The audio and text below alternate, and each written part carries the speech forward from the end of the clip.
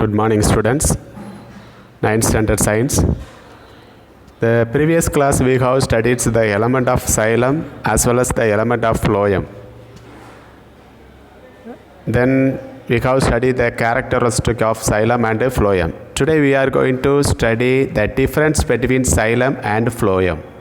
So what are the different? When you compare with the xylem, what are the different from the phloem? So what are the transportation is carried by the xylem as well as the phloem? Xylem conducting water and minerals. Very simple. The xylem always transport water and minerals. Phloem conducting organic solutions or solids or food material. So very simple. The phloem always transport the food material and organic substance. And xylem conductions is mostly unidirectional. So unidirectional is nothing, only one way.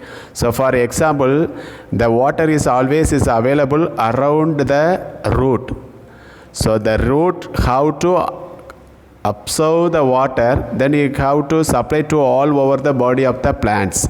So it may be one directions. So there is no other way the absorption of the water. So only done by the root. That's the way the movement of the water from root to top of the plants. That's the way we call is a unidirectional. Conductions may be bidirectional from leaf to storage of organs, and growing parts or from storage of organs to growing parts of the plants. So when you take is a phloem, conductions maybe is a bidirectional. So both way. So if suppose the more amount of the water, food material is present in the leaf, it have to supply to all over that. Suppose below means the storage maybe goes to where it is necessary. So that's the way we can call is very simple. It's a bidirectional. Conducting channels or tracheids and vessels. So when you take is a xylem, there are two conducting channels are present. One is a tracheids and vessels. So the two are we are considered as the elements of the xylem. Conducting channels or sieve tube. Only in the phloem, sieve tube only considered as a conductive channels. And the components of the xylem including tracheids, vessels, xylem parenchyma cells and xylem fibers. So components maybe we can take as a elements of the xylems. There are tracheids, vessels. Tracheids is one elements, vessels are another elements, xylem parenchyma and xylem fibers. Components are sieve elements, companion elements or companion cells, phloem parenchyma and phloem fibers. So these are the elements of the xylem as well as is a phloem. There is one more thing, the difference between meristematic tissues and permanent tissues. So already we have studied in the previous class the characters of the meristematic and permanent tissues. So what are the difference? So when you compare with the meristematic, is a little different from the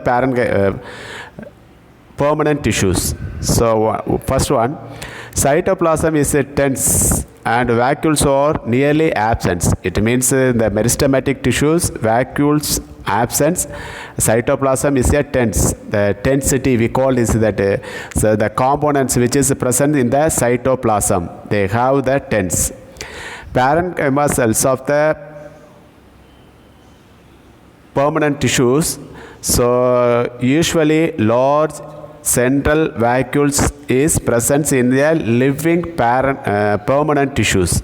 So permanent tissues they have is a large vacuoles are present. When you compare with the meristematic, they have the small vacuoles, nearly sometimes is absent, but here is not like that.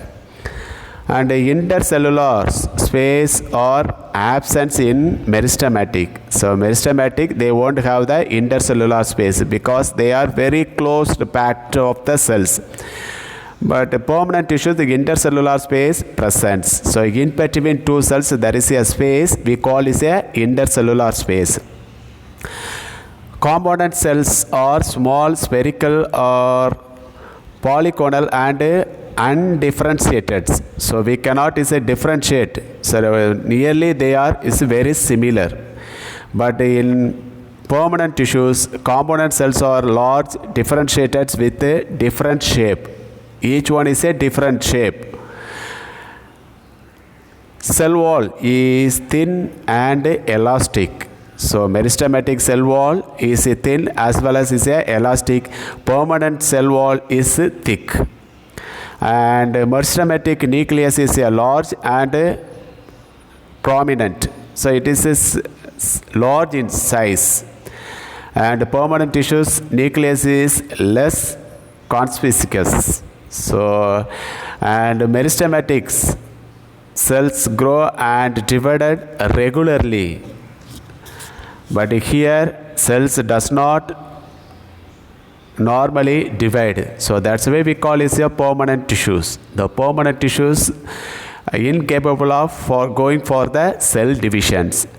And the last point, provides mechanical support and elasticity to the plant body. So the mechanical support always is given by meristematic tissues, but here provide only the mechanical support, but here the elasticity of the plants. So the movement just adjusts the stem or like that.